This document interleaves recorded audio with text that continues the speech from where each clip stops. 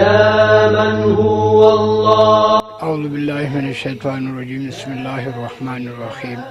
تاسو د ډیر شکریا دا کوم چې تاسو دومره غریب مالی تراغي تاسو د دې حال او هر شنه معلومات درته حاصل شو. باقی دا جمعه چې کوم دی دا امنات صاحب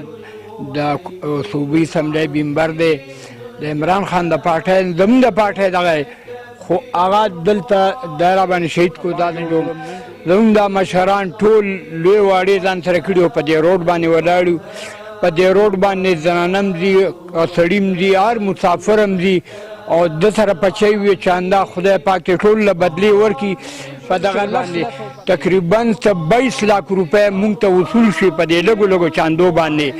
او دا د دې بیخ در لاندې د بنیادونو نه د رنګونو د کرشو د سیخانو نه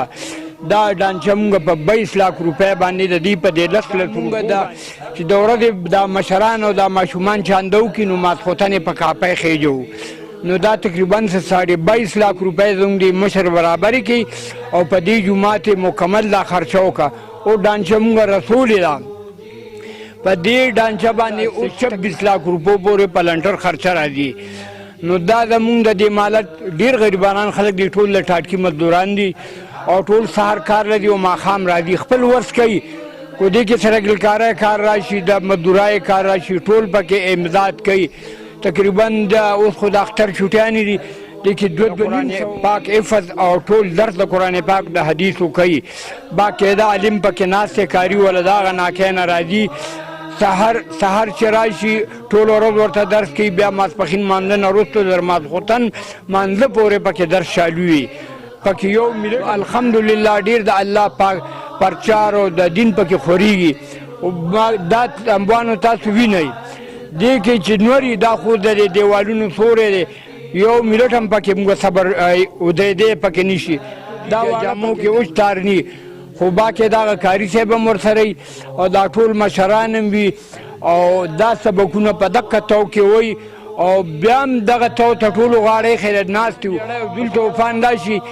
نو به دا واړه دا لوی ټول چې چودتونه دا قرآن پاکونه او دا سپارې ټول او دا پوړونه دا کورونو ته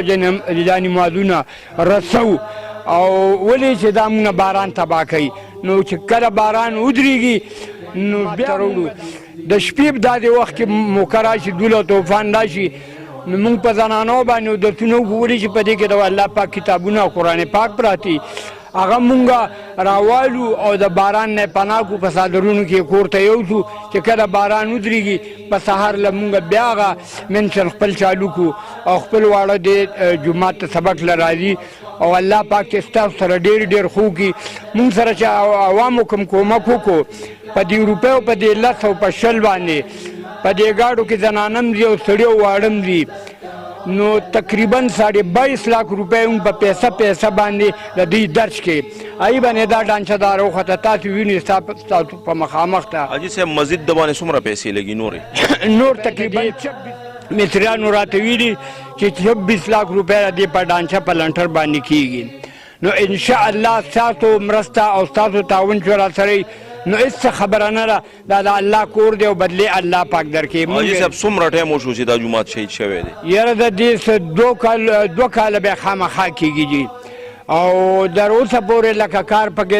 د خښتو تعمیر پکې داسې خلک پکې وي چې جي پټرالو خښت هم راله راوړه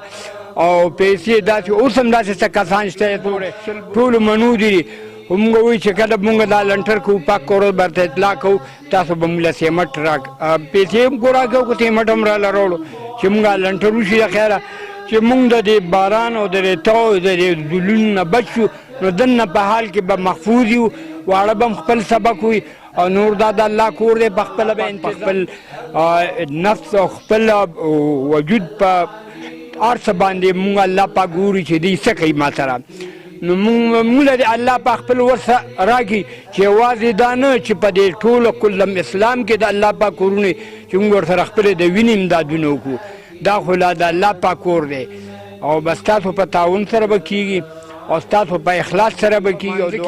چې څوک جاندې راوړي باقاعده په جمع کې ورته د جمعې په ورځ د جمعې مونځ هم په دې کې کېږي. دې حال کې د جمعې د خلکو ځای نه وي چې په دې لارو کې ورته پوړونه اچولي نو موږ وایو چې الله پاک جوړ کړي نو دا لنټر وشي نو تقریبا 2.5 د کې حفظ او دا قرآن پاک دا علم چې څوک زده کوي نو موږ مشرانو دا مشوره وکړه لاندې به ټول نماز جمع ته جومات ودګاري او بس تاسو ډېره ډېره شکریا او الله پاک چې دله وس درکړي چې به زر تر زره موږ سره امداد وکړي او موږ په دې شروع کړو چې شټرینګ وشي او دا لنټر وکړو خیر المنتقم العفو رؤوف